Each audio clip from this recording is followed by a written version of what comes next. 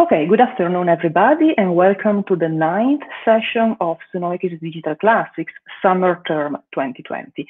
Today is my pleasure to welcome our two guests, Christopher Blackwell and Anise Ferreira.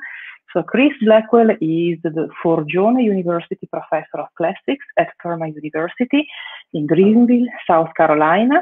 And Chris is the developer with Neil Smith of the Site Architecture and the Canonical Tech Services for producing canonical citations of classical sources. We have been talking a lot about the CTS architecture and the site architecture and the CTS, but today we will have concrete examples about the site architecture. And Anise Ferreira, she is Professor of Classics in the campus of Araraquara of the Universidade Estadual Paulista. I apologize for my pronunciation, in São Paulo, Brazil. And she is an expert in linguistics for classical sources, especially for Greek. And she's working on the digital version of the Greek-Portuguese dictionary. And so today we have a session for using CTS with Greek, Portuguese, and English alignment using a specific tool. As usual, you have a detailed class outline on GitHub. You will also have live, where you have a complete description, you have reference materials, readings, and then also an exercise. So I'm very happy to welcome our guests today, Chris and Anise, and I think that Anise can start. Anise, you have to unmute. Mute myself. Okay, okay. Yes. Because we always forget. I was clicking on the wrong button of the unmute button. Okay, Monica, I'm very glad to be here with you and Christopher. And I would like to thank you and everybody who is involved in keeping Sunoikisis Digital Classics going on, right? And I would like to thank Chris too, because of his reception at Ferma January. And so I'm going to share my screen and start my presentation here.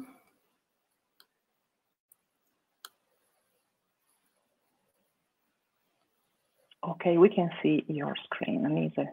Okay, good. Okay. So the subject of this session was chosen as a result of an academic mission I had in January this year at Ferma University with Christopher Blackwell. Then I suggested to him that we could talk here about what he had developed and how we could work with Portuguese translations and English translations of some Greek works using the site architecture. This initiative was possible thanks to a program called Print, supported by CAPES, the federal agency that supports postgraduate programs in Brazil, together with my university, São Paulo State University, Universidade Estadual Paulista. This program is destined to the formation of international networks of researchers, and the project, my project, Open Projects in Digital Classics, is inserted in this network, and the network is formed with other colleagues in the area of language teaching, not only Greek, not only classics, called Languages to Learn, Include, Innovate, and Preserve, Exploring Theories, Methods, and Practices. And this network is inside another project called Languages and Production of knowledge. So I will present an overview of the applications we used and how we use them. And later on, Chris himself will take up some concepts and explain the procedures in more detail. My intention here is to try to talk in a way that is accessible to less experienced colleagues and students in my area, about understanding those procedures, and also to show what they could do with the application. So in this academic mission, I learned a little more about the site app and site architecture. And this is a tool that Chris has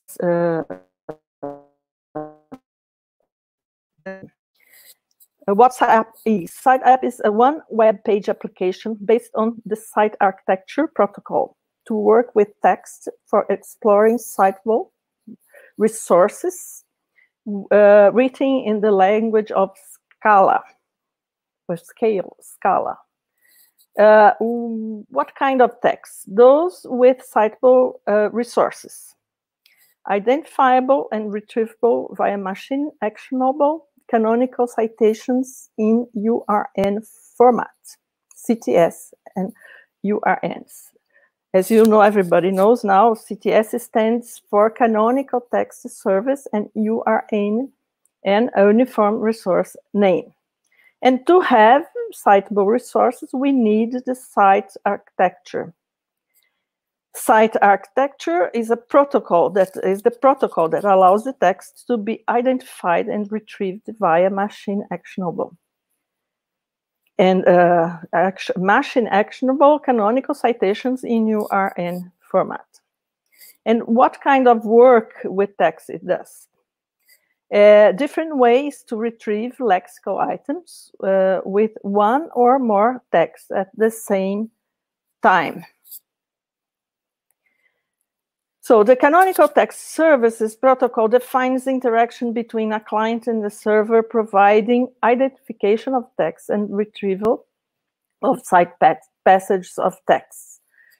As many of us already know and use, the canonically cited passages, so-called CTS URNs, have 4 parts separated by columns. The first 2 are fixed, URN and CTS themselves. Then we have the so-called namespace, right? Namespace represents the data set. For the Greek text is used here, the namespace is Greek lit. And then we have the work. The work is subdivided into 3 parts. In this case, we have the author's code, TLG 553, and the code of the work, TLG 1001. And the edition, translation or exemplar, right? In our example, the work is the first 1K GRC for the Greek language, and Ferreira for the Portuguese translation. And finally, we have the number of the passages, the book, the section or chapter, and the line. Right here, it's 111 and 511. So here we can see how a source file of the text looks like. The text has citable lines with URN CTS marks, right? And we can see the data marked line by line. This kind of file is an example of the CEX file or SEX file used by site application. So when we open the site app web page, pointing out that it can be used outside the internet, we we first need to upload. It can be locally uploaded. And we have to have the file in this format. Then we select the passage by choosing the Retrieve Passage button. Then we can see here one of the loaded texts, but we can retrieve, right, all the versions of the same passage if we want. We also have a button for the navigation here. And the text you see is just the Portuguese version of a translation of ESOP fables published by my colleague, Maria Celeste Consolim Desotti. Here is her name in the URNTS format, MC Desotti, right? So then we have the function to explore the texts. And here is the corpus that was uploaded. So we have the whole corpus and each of the texts. Yeah? So we can choose which of the texts we want to explore, and we also can select as many items, lexical items, as anagrams we want to search the corpus. Anagrams are very useful to find language patterns and repeated phrases. And one interesting about this tool is that it may bring the result in more than one language with words and phrases aligned, because of the identification given to each item by the URNCTS scheme. Here we have only the Portuguese translations worked on in January, and the Greek text is in open access.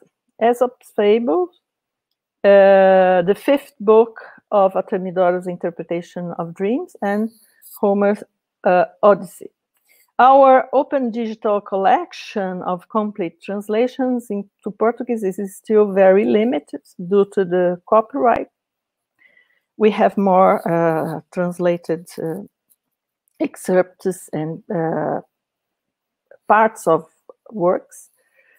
And the translators of these works have given their permission to use them. But we worked with Site app only these texts. Here an example, we have the result of a query of an n-gram of three words that occur 3 times in Celeste's translation. And we have three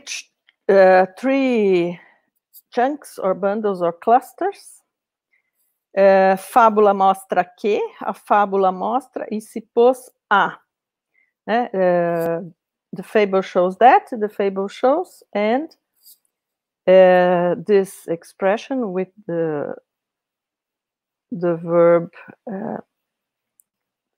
it's not to can, it means, it's an expression that means something as somebody started to do something. So when we do the same thing with Greek, we have only 2 chunks or clusters.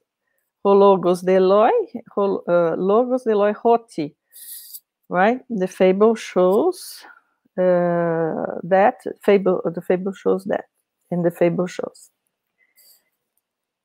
We can see that we have the same clusters in Portuguese and Greek, except for the expression se pôs a. We're here, right? And in Portuguese, and this checking the text in the Portuguese file, we notice that the expression se pôs a in Portuguese was a resource used by the translator to deal with a verb in the participle and the verb in the imperfect tense, right? So resource. So this was an overview of the site environment. And now I'm talking a little bit about an overview about Ducat. Ducat stands for Daughter of Ugarit Citation Alignment Tool. Many of you already know Ugarit Alignment Tool, and it was presented here previously in Sunoikisis Digital Classic sessions by Chiara Palladino and Tariq Youssef, if I'm not wrong. In the same way as site app, Ducat is an alignment in a single page app on the site architecture protocol, and as I said, based on the Ugarit alignment tool. But Ugarit allows us to work with up to 3 texts. Here, the texts and the translations have citable resources. It loads multiple texts and translations, and also the words are identified. Just a brief look at the kind of file. The site app, like site app, Ducat uses the same type of file, sex format. Both files in Greek and Portuguese have the other being declared on the source file. Here is the Greek one, and here is the Portuguese one.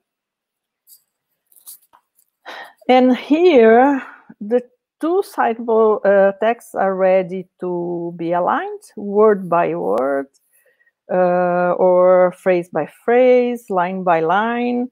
The operational sequence is almost the same. Now we have to upload the text file, then add the texts or passage here.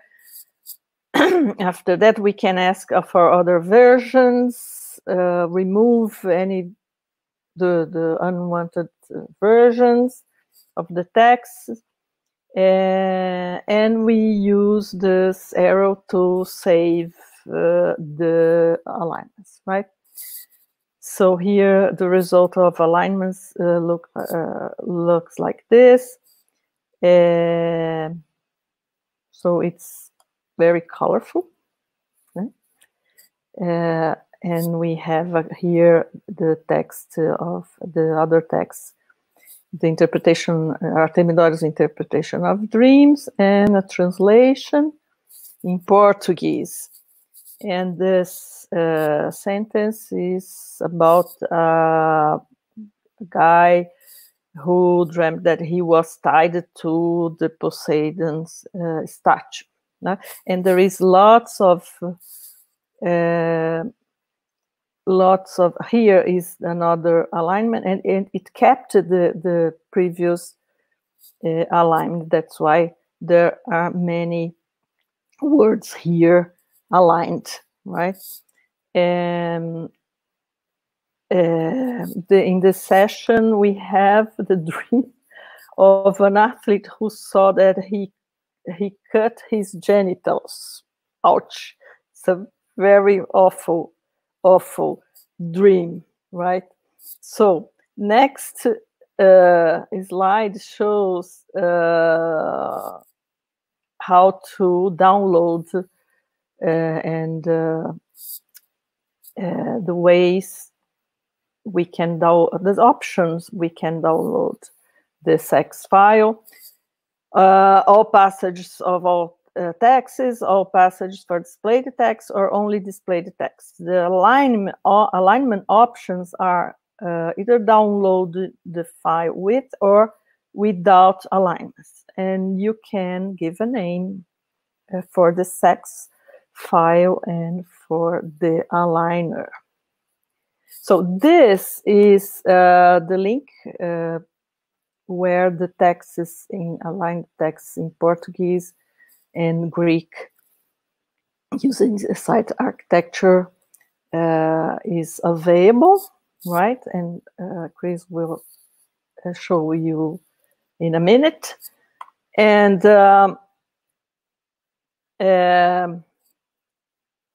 we have many plans for this work. And in the list, we have to improve the digital dictionary, Greek-Portuguese, transforming the dictionary corpus in a text with citable resources, and, with canonical citations in URN format. We'd like to have entries linked to other dictionaries. And of course, expand our exchange of visits, students, and training for our staff and technical students and technical staff. And next semester, when it happens, I have students working with Homer, and I believe we are going to work with Homer's Odyssey.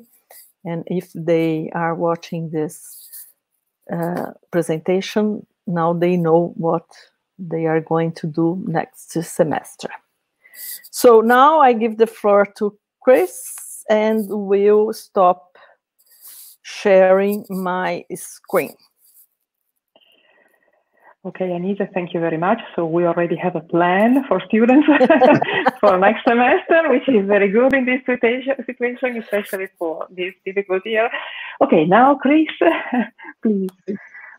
Well, thank you, Anise. That was super clear. I am going to do basically the same thing again, but live. I mean, you'll see me clicking and doing all of the things that Professor Ferreira described. And then at the end, I will point to an exercise, which is on the wiki. It's just a PDF that you can look at, and it is text and pictures to let you do exactly the same thing that she described and I'm about to show. So this is a kind of, it's not quite see one, do one, teach one, but it is a very repetitive introduction because there are a lot of little steps and it's easy to get confused. So I'm going to undertake to share my screen now, and I'm going to do just a specific application window. And okay, so Monica, I can't see the stream anymore, so you please interrupt me. Yeah. Okay, that's great. It works. So I'm going to say a very few words of big picture, just following up what you've already heard. And then this is going to be learning from example. Okay. So as you've heard, CTS is part of the site architecture, which is a set of rules and some tools that we've been working on for about 20 years with the Homer Multitext project.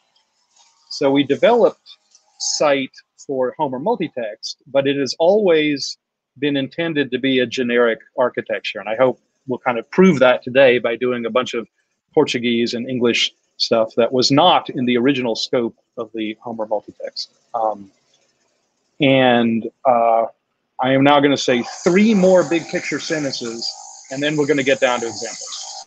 So the first of these last 3 big picture sentences.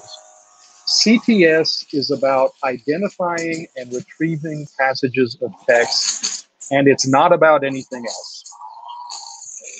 But with CTS as a foundation for other apps or services, or with CTS as an add-on to other apps and services, you can get some cool stuff done in a kind of scholarly way.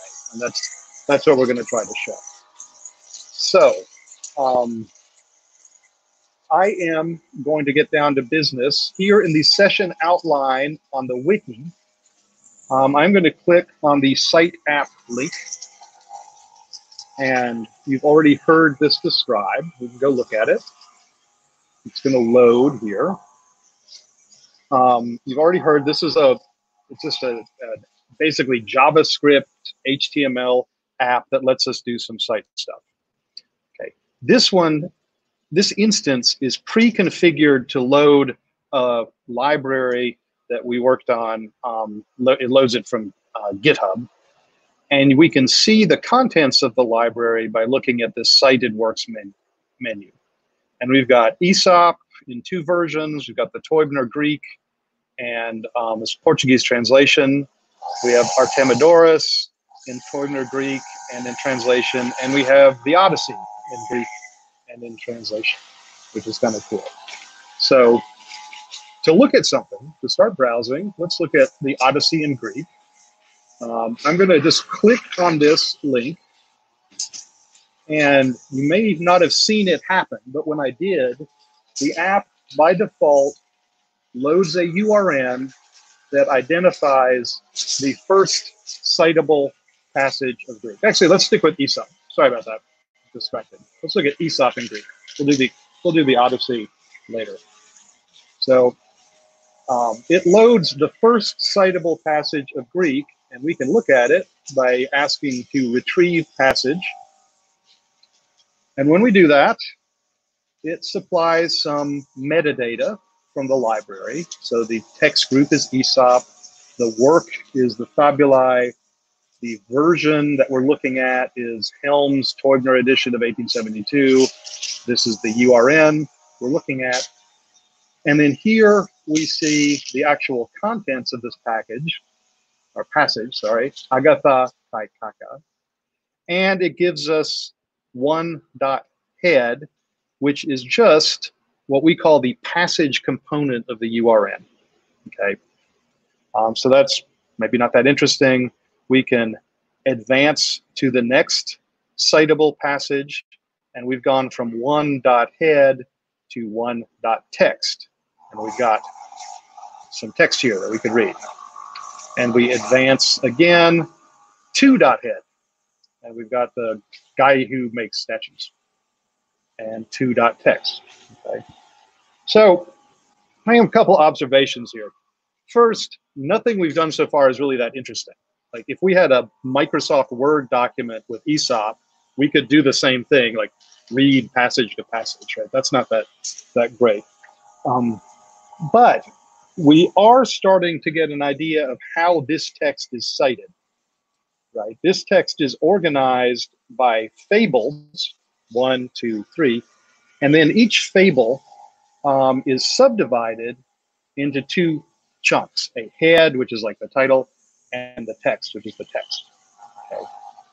And so with fable, fable, fable, and each fable having head and text, we've got a hierarchy, right? We call this the citation hierarchy.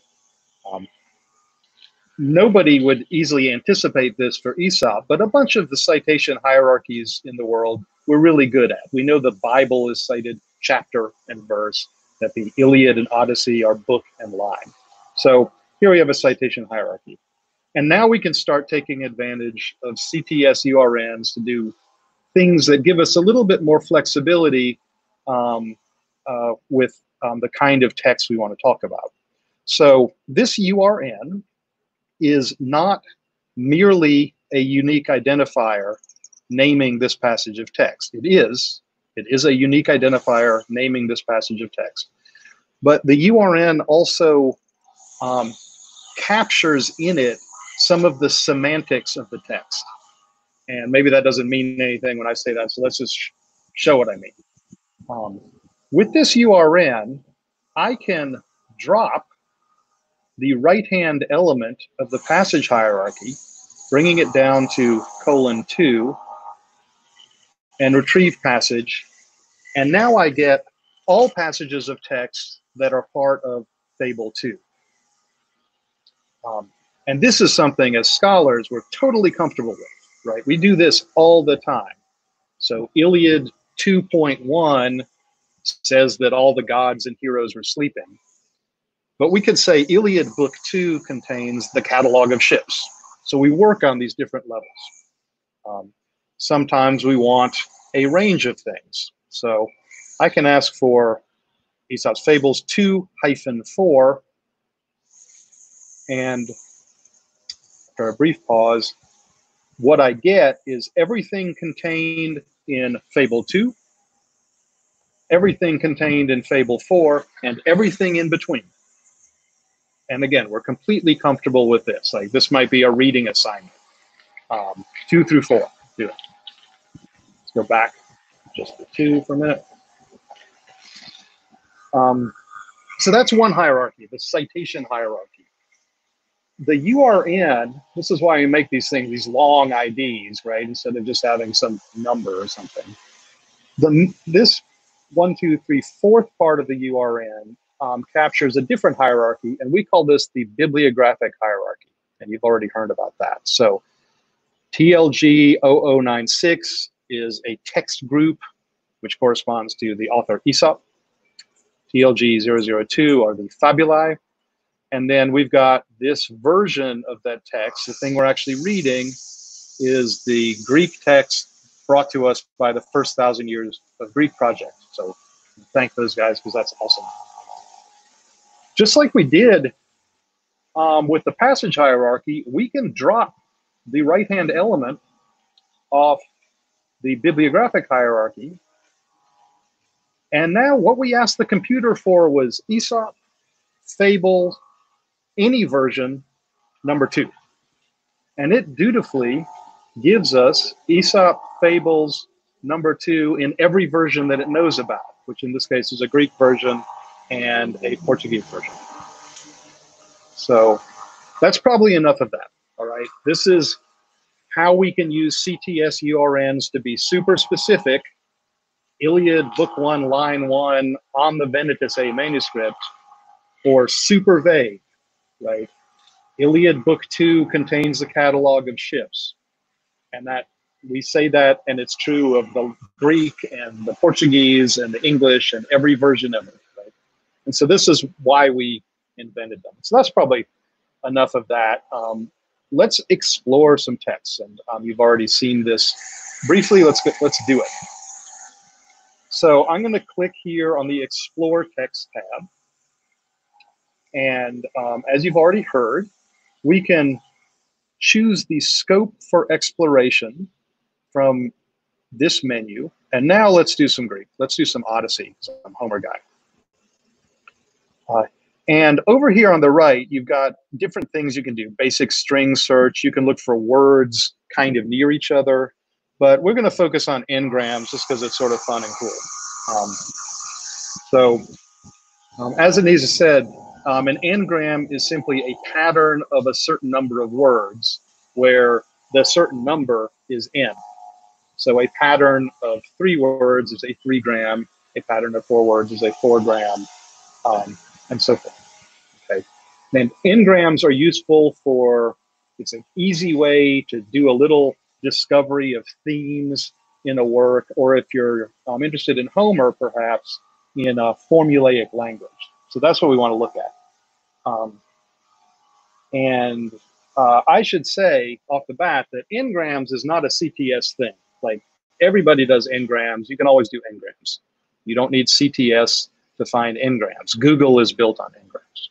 But this is going to be a case where if we have a thing that you can do commonly, and if you attach CTS to it, you get certain advantages. So I've got my Homer, Odyssey in Greek. I'm going to look for patterns of 5 words. And I'm only interested in them if they show up more than 10 times. And we can leave. We're not going to filter it. Like, if you wanted to have only n-grams that contain a certain word, you can put that in here. We definitely want to ignore punctuation. And I'm just going to hit the button, and we get it. So it reports, it reminds us what we asked for up here, and told us we got 38 results, and that it took about half a second, which is pretty good for essentially JavaScript, right?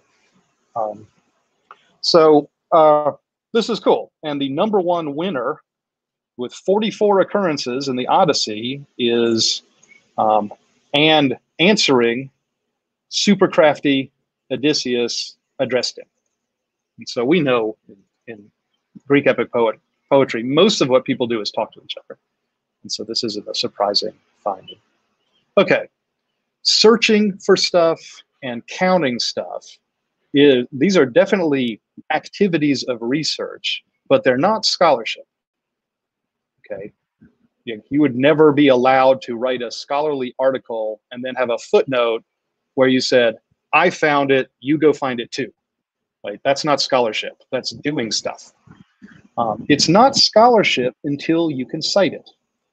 And so this is where CTS comes to the fore. Like there are all kinds of libraries that'll find n-grams, but we want to be scholars and have something citable. So if I click on this n-gram, I get a list of citations to every occurrence of this pattern of 5 words in the Odyssey.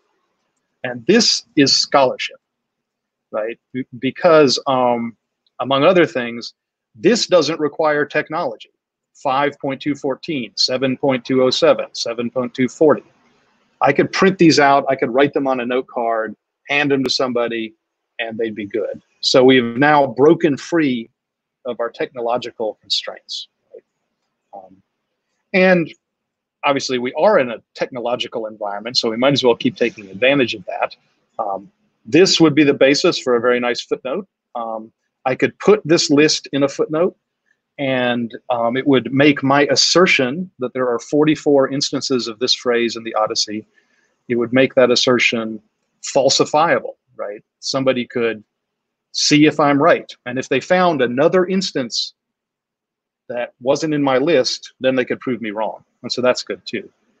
But here, we're still in the site app. We're about to leave the site app. This is my last thing. I can click on this. And of course, I go back to, in a minute, the Browse tab. And it shows it to me. And I could go back and forth and read the context.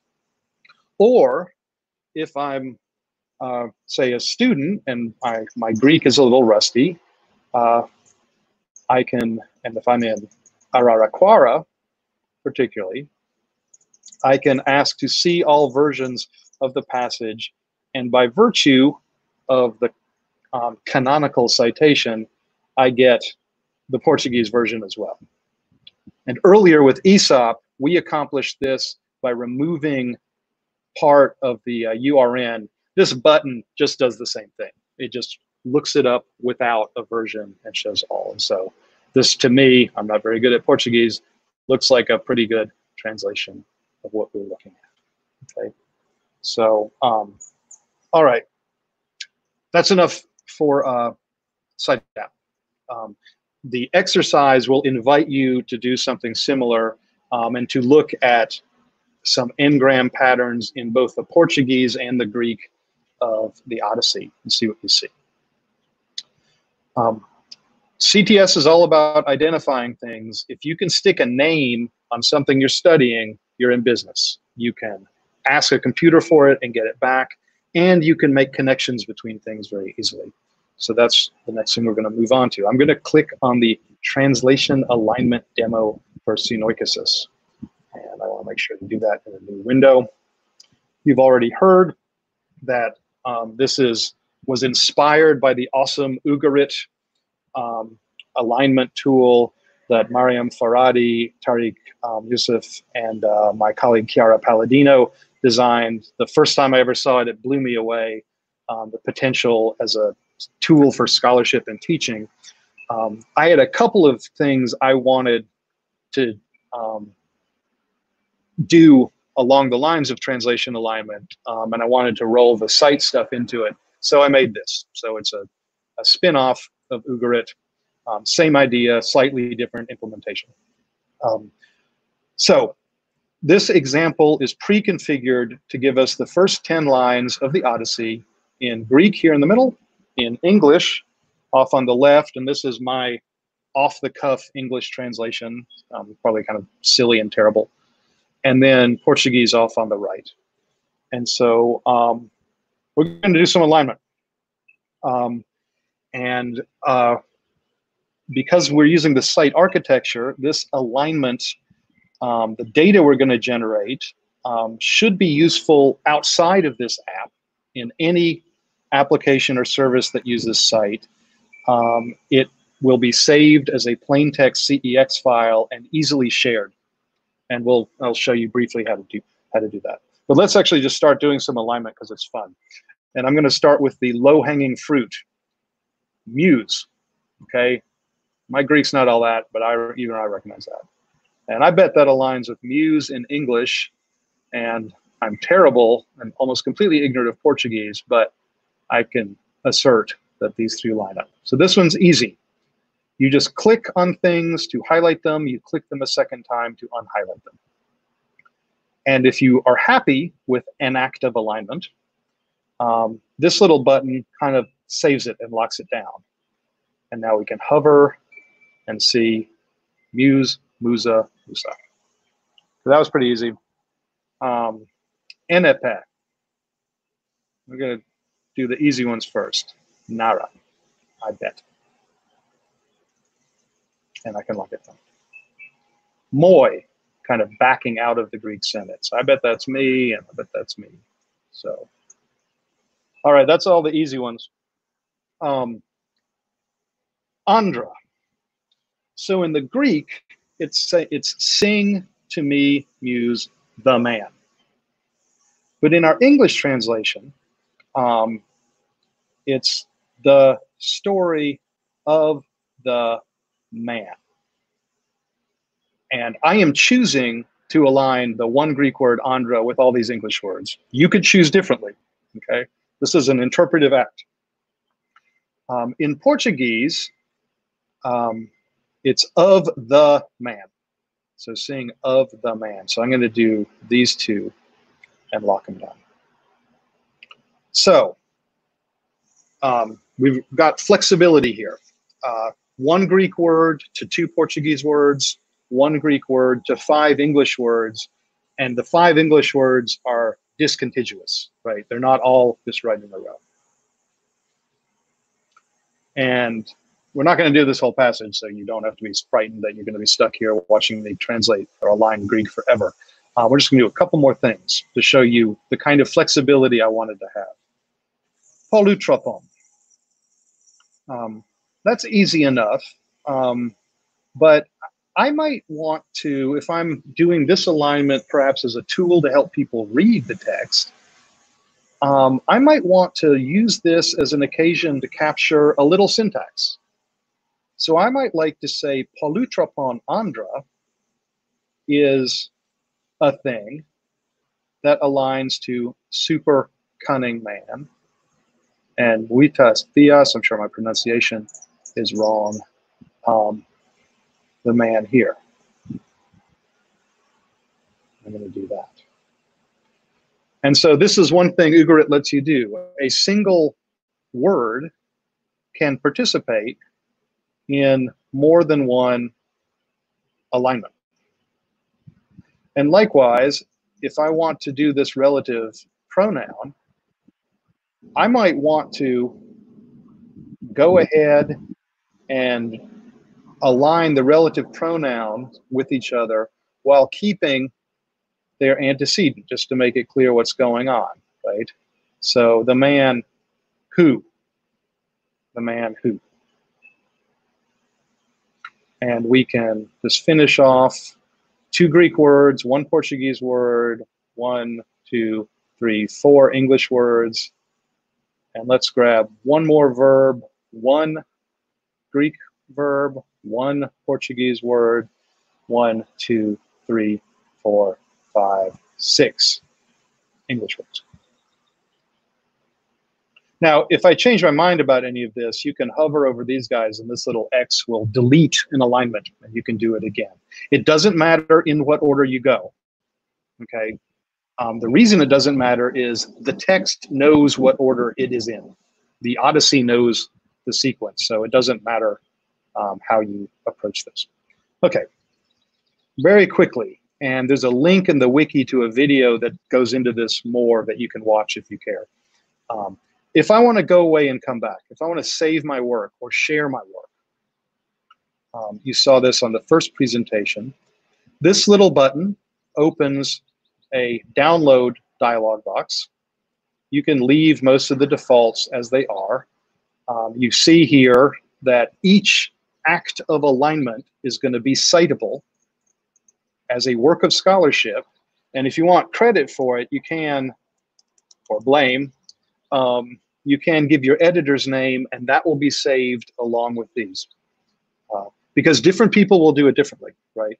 This is an act of reading. It's always going to be an act of interpretation. If I click download, it downloads to my downloads directory.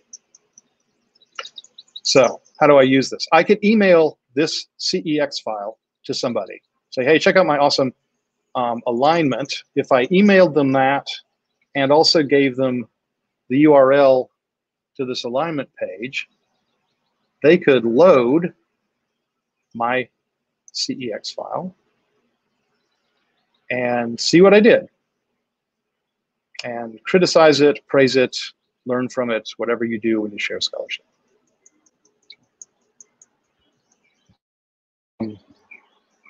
All right, I think we're in the home stretch.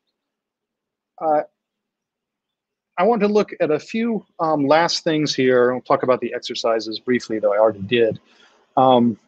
The point of all this was to show you some of the things you can do with CTS texts in the site architecture, which is the basis for our particular collaboration going forward.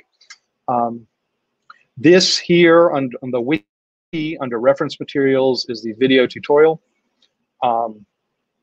And down here, I'm not going to click on all these, this links to some HMT examples. The point of this list is both to give a shout out to the Homer Multitext, which I think is a cool project, and I'm honored to be a part of it, but also to show how a single CEX file, plain text file, can first of all contain all of the data for a very large digital library, and how that one expression of the data can serve a number of different applications, services, and presentations. So you can click on those and see what you see.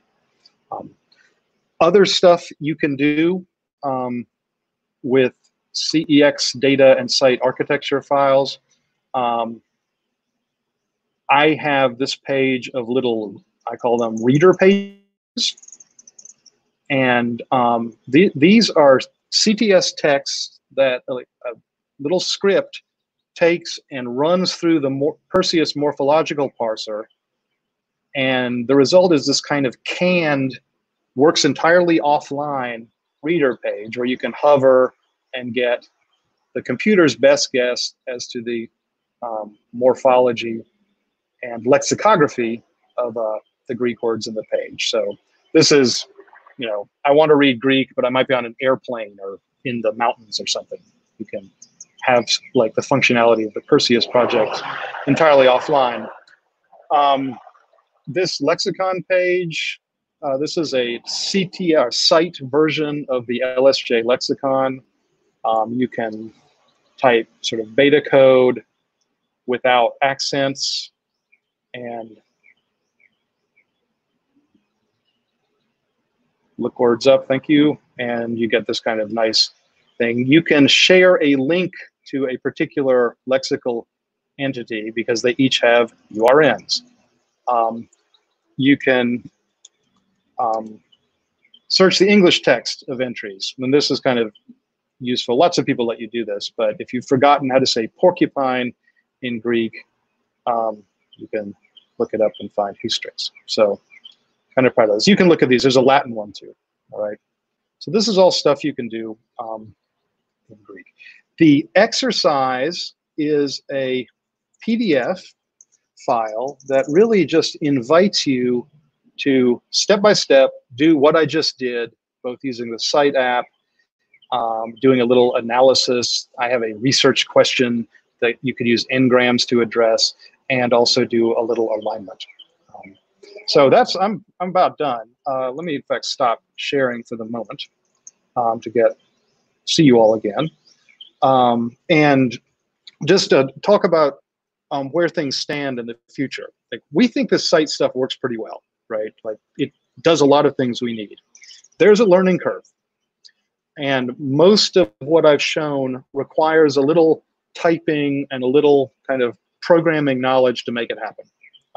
So I make the CEX files for alignment. I have a little script that I know how to run that does that. The next level, the next place we want to go is to make that kind of thing much more accessible and much easier for everybody. So one of the strengths of the site architecture, and this is, I think, really not true for other kind of databases of data. It is very easy to take a large digital library and pull out just the parts you want to look at. So if I'm just working on Iliad Book 6, I can just pull Iliad 6 out and not all that other stuff and work with it. Or I can pull Iliad Book 6 and only the lexicon entries I need to have in order to read Iliad 6. And that makes things possible. It is entirely possible. We just haven't done it yet because there are only so many hours in the day.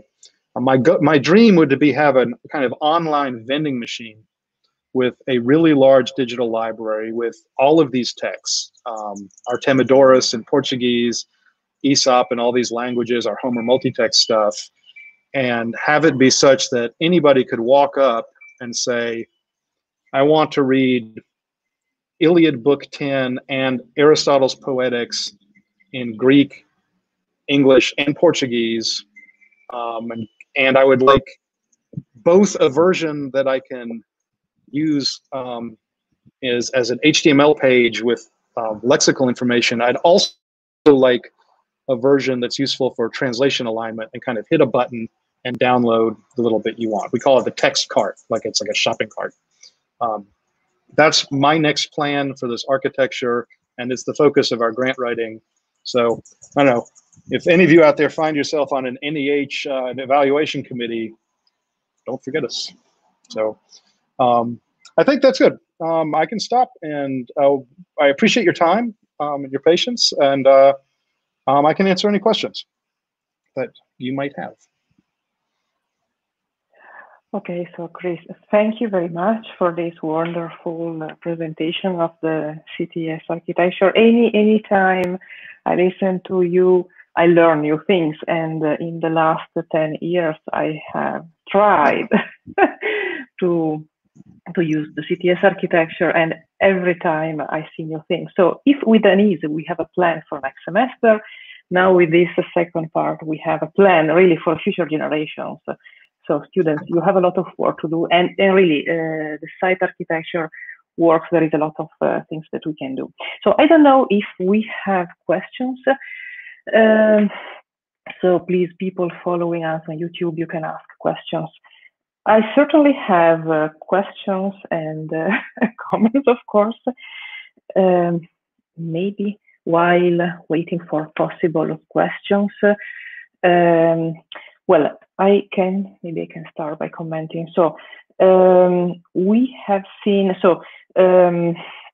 one important thing about the site architecture is also the definition of text. So we have, originally we had the definition of text as an order, a hierarchy of content object, but then we have a second version, and Chris has been working on that, the text as an order, a hierarchy of citation objects. And I think that in this presentation, we have seen two examples. At the beginning, you showed the example of ESOP, where we can see the traditional structure, okay, of these fables, and we can cite them. But then with the alignment, I think that we can see that we can represent other perspectives for reading a text, because when we begin to align the text, we go beyond the structure by fables or by lines, etc. Also with Homer. I think this is an important concept for understanding also the site architecture. So this idea to define a text as an order, a hierarchy of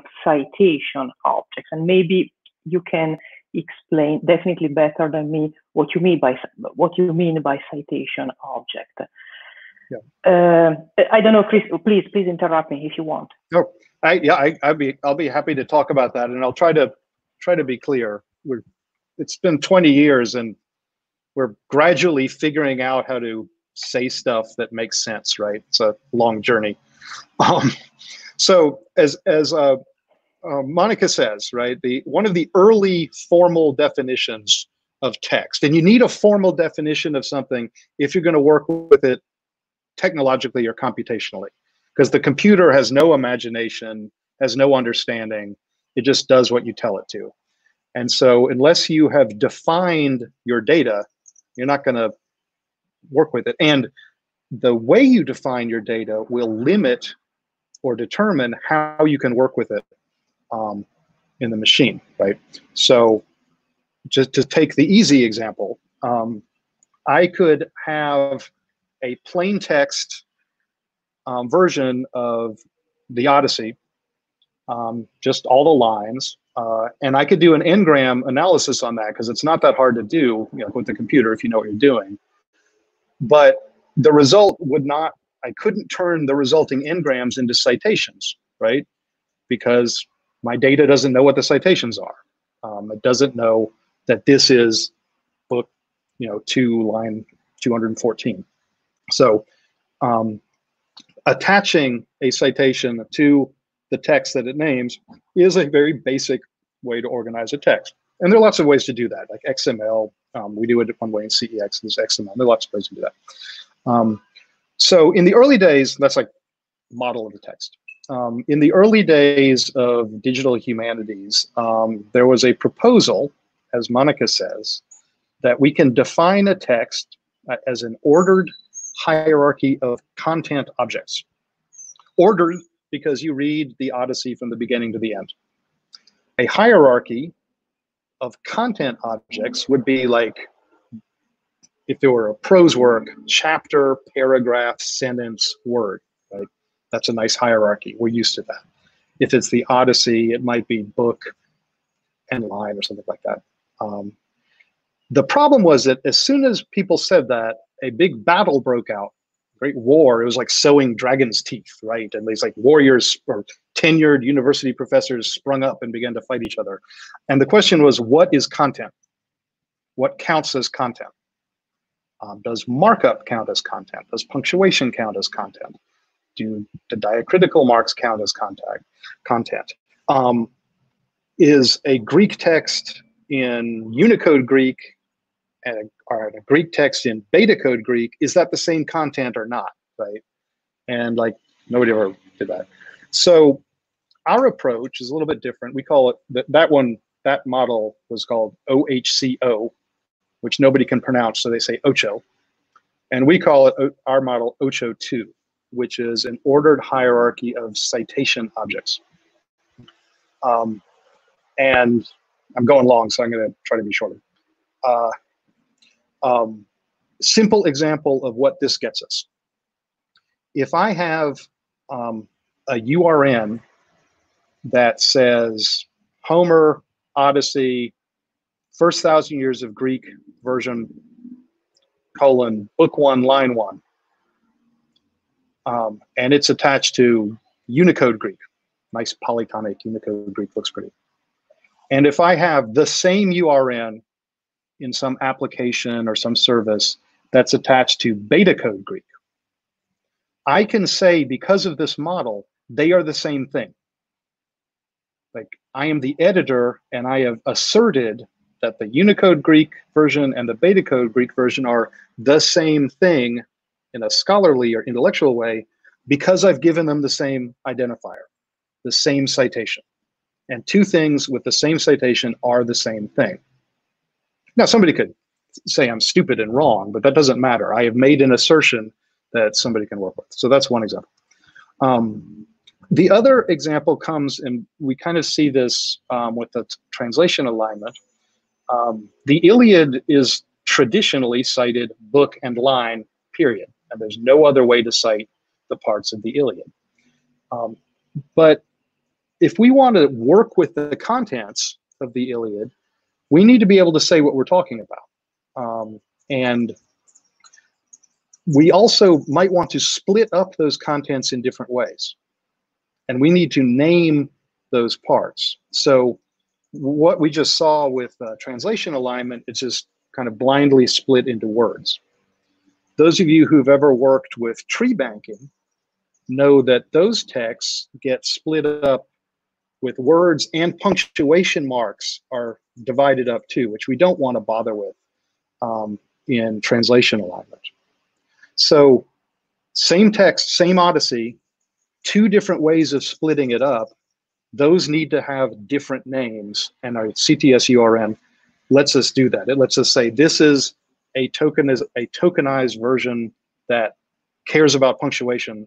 This is a different tokenized version that doesn't. They're both from the Odyssey, and so they are, in this scholarly way, clearly different, but they are different expressions of the same thing, right? The same Teubner text in the first 1,000 years of Greek text of the Odyssey. So it's this question of scholarly identity, right? Things can be the same thing and different things depending on our work. And one of the things that CTS gives us is the ability to make those assertions. Like these two things today are the same thing. These two things are different things. So maybe that was a little bit longer, probably, Monica, than you wanted. No. Thank you very much. It was perfect, because I think this is an important explanation for understanding also the site architecture for our audience, because of course, well, the site architecture is very flexible, but it is complex, of course, but because our ancient sources are complex, and so of course for representing these complexities, this architecture is complex. But I think that this definition is important, so thank you, and we still have time for for our discussion. And I think that today we could see two examples with ESOP and also with Homer, where definitely we can go beyond the, for example, lines in Homer, but still we are citing Homer, the Iliad, okay? In the hierarchy, we represent that. So the same thing, so the edition and then the Iliad.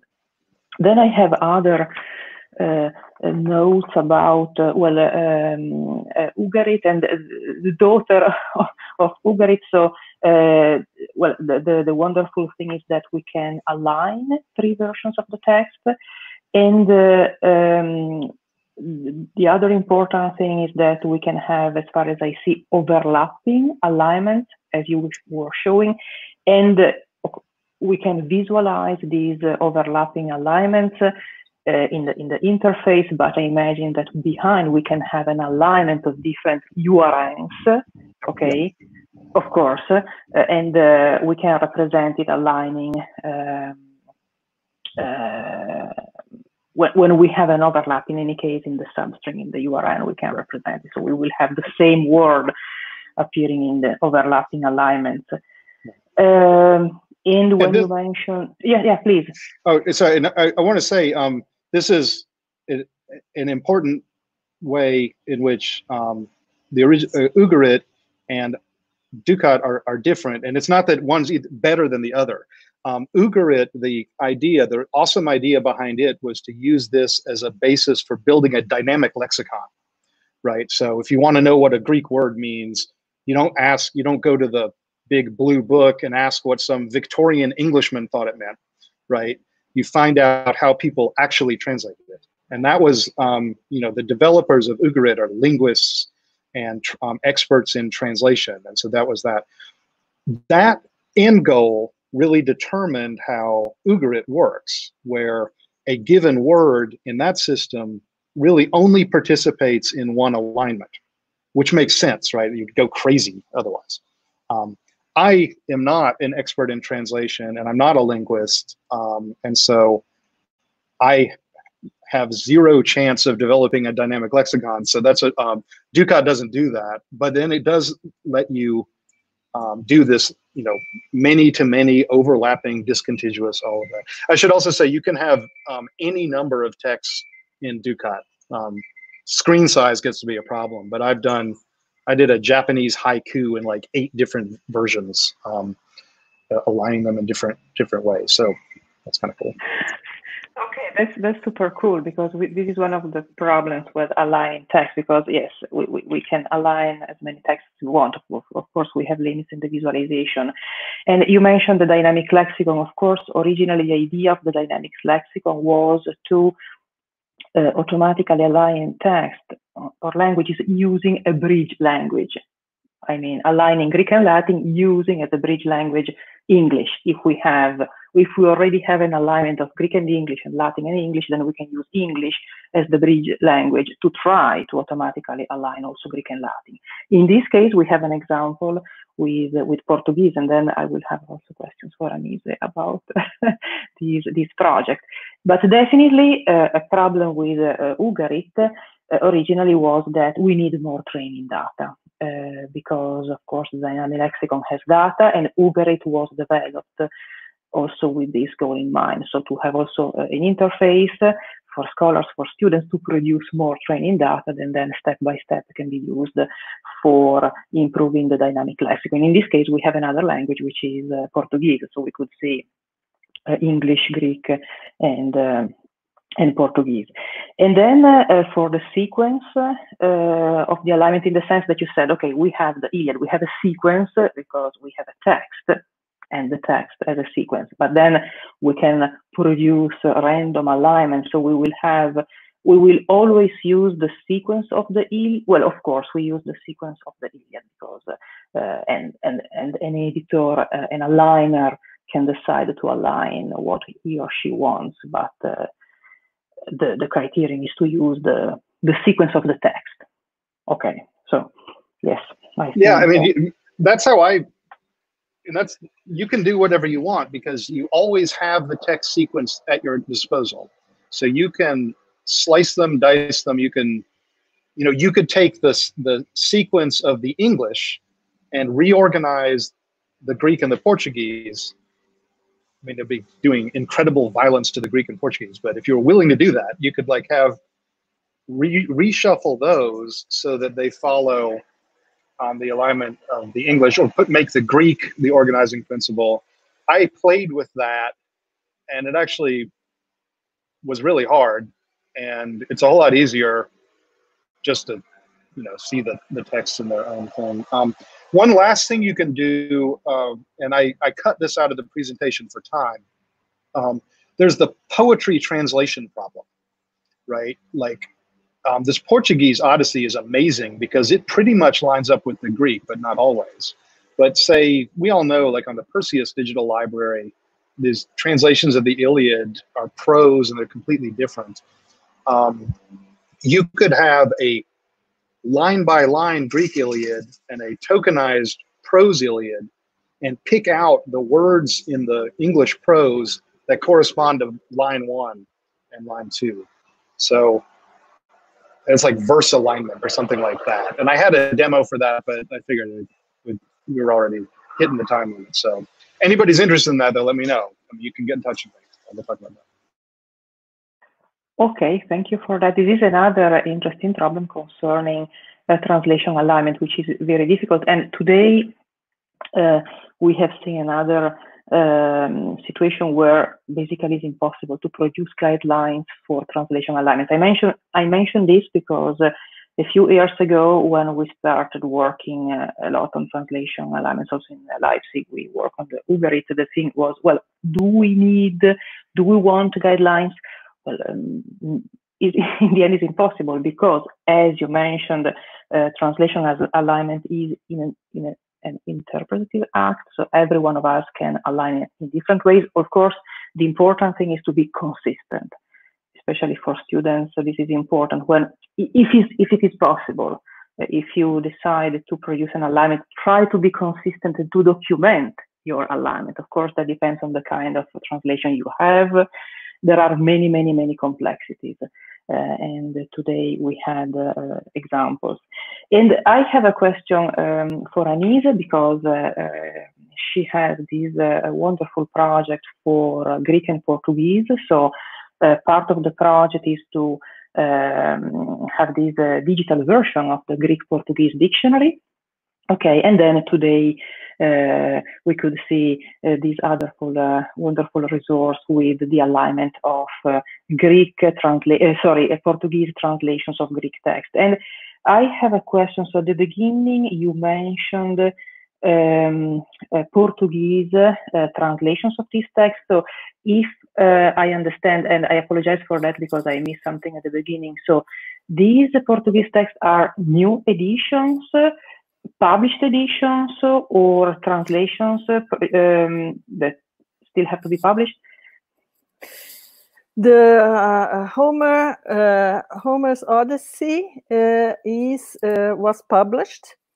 The publishing house went bankrupt, and the translator gave us permission. So his young colleague, professor of Greek at University of São Paulo, Christian Werner. So the other translation is mine, Artemidorus' interpretation of dreams. But I noticed that I have to fix some words that are joined together in the text file. So I noticed later that the digital version has some problems, and the Aesop's Fables is from Celeste's book. She translated all the fables, and she has the copyright, and she can do whatever she wants with this translation. But we worked only on a small part of it. I don't have all the books, all of Artemidorus' books translated into Portuguese, published in Portuguese. Only the book 5, which is a very, it has a short, it's easy to work on it digitally because it has small chunks. The dreams and interpretations are little stories about the dream and the result of the dream. But the other books of the Artemidorus have all the instructions and how to interpret the ends, the criteria, explain to the reader how to interpret it. You have to know the name, the profession, the time, the etc., the law, and to be able to interpret the dream. And it's interesting because it's a work that Freud was interested in and mentioned it in his works when interpreting dreams in a psychological, psychoanalytical way, right? It's not the same thing, but there are similarities in the about using metaphors and in focusing on the person, or who was the dreamer. Who was the dreamer? He was an athlete. He was what? He was a husband, a wife, etc. So it's that's. But but this the 5th book has this format, which is easier to make it digital and to work on it in.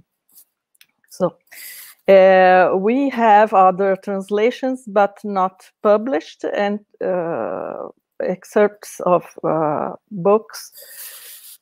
And we would like to have the complete works, to have this the text with citation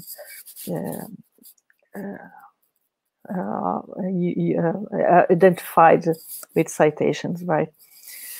But I would like to ask something, and to remember remember people who is doing the exercise, that for those who don't know Portuguese and don't know Greek, watching this and doing the exercise, we have Alpheus extension to and the Alpheus extension works very well with the site app and Ducat, and also the Google Translator icon. When you click there, for Portuguese translations. So whoever wants to practice Greek and Portuguese without knowing can do this. And I would like to ask Chris, it's a question from a person, number illiterate, right? Because it's, I believe someone will ask it. I would like him to, if he can explain. When we align, the first alignment is 0, right? Okay. So why not the first 1 and 0? So the reason computer people start counting from 0, I asked this many years ago because it's like normal people don't start counting from 0. The reason you start counting from 0 is because there is 0. Okay, and if you start counting from 1, the question is this the first one, or did you start with 0 and there is a 0 1? And so if you start with 0, you know you're at the ground floor, and there's never any question. And so it seems weird and like, I don't know, arrogant or something, and it absolutely is the cause of about 1 million of one of the top 3 categories of error, which is the off by 1 error. But there is a reason for it, and it's that if you see something and its sequence number is 1, if everybody agrees to start at 0, you'll know that this is the second thing. If some people start at 0 and some people start at 1, you don't know. So that's why. Obviously, you can sometimes people, even if the computer is doing 0 1 2, they'll throw a little add 1 to it, so that for human counting it's 1 2 3 4 5. But I didn't bother to do that for the Ugarit. It doesn't matter. Those are arbitrary identifiers anyway. Those alignments don't actually have any sequence, as Monica talked about. The sequence comes from the text, and that's the the first O in Ocho 2, right? The ordered hierarchy of citation objects, because the text has its order. And different versions of a text will have different orders. This happens all the time with like the plays of Aeschylus, right? Where they reshuffle them, and CTS handles that well. Anise, your wonderful translation of the interpretation of dreams, it's a nice example of CTS handling a fragmentary work, right? Because the Greek Artemidorus starts at book 1 and has all of them. The Portuguese one at the moment is just book 5. No problem. Like we can do fragmentary texts, even if they're fragmentary, just because you haven't gotten around to doing the rest of the translation, or it's encumbered by rights. So. Okay, thank you for these notes also about the use of SIR, which is important because also for students. Okay, yes, yes, no, this is an important thing. One last thing, because our time is over. So Anise, thank you for mentioning those translations, in the sense that the good thing is that you can use recent translations. You don't have these copyright problems, or at least there were other problems helping to solve copyright issues.